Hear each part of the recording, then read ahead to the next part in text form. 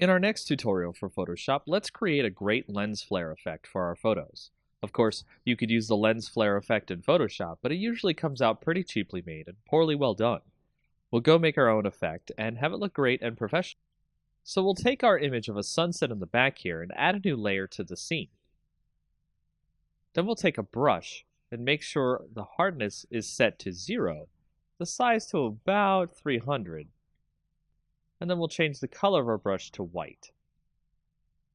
Next, we'll paint a spot, and then zoom in to the brush effect on our image. We'll add some noise to our effect using Filter, Noise, Add Noise. Use about 3.5% of noise. Make sure it's uniform and monochromatic. And hit OK. The noise is going to prevent the effect from banding if we scale the effect. Now let's duplicate the layer through the right-click Duplicate Layer option, or you can use Ctrl-J. We'll name the new layer White and the old layer Orange. Next, we'll add color to the orange layer. Hide the white layer. Then go to Image, Adjustments, then Hue and Saturation. We'll color it by turning on the Colorize option.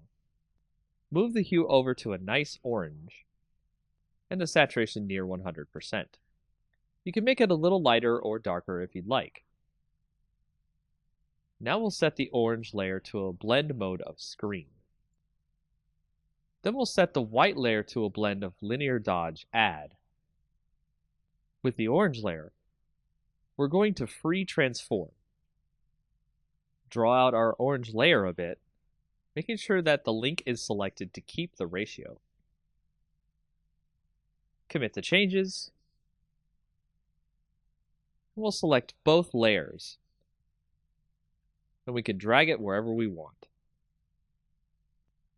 So let's move them over the sun in the image, and then free transform the effect so it's large and covering the sun. Make sure your two images are centered together.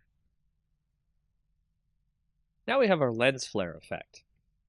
If you want to make sure that you don't want to wash out the color in the image, go to the orange layer, set it to screen, and then the white layer to linear dodge add.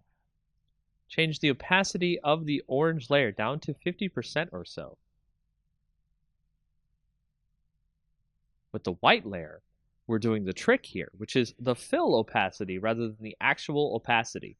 Set that to about 15% or 20%.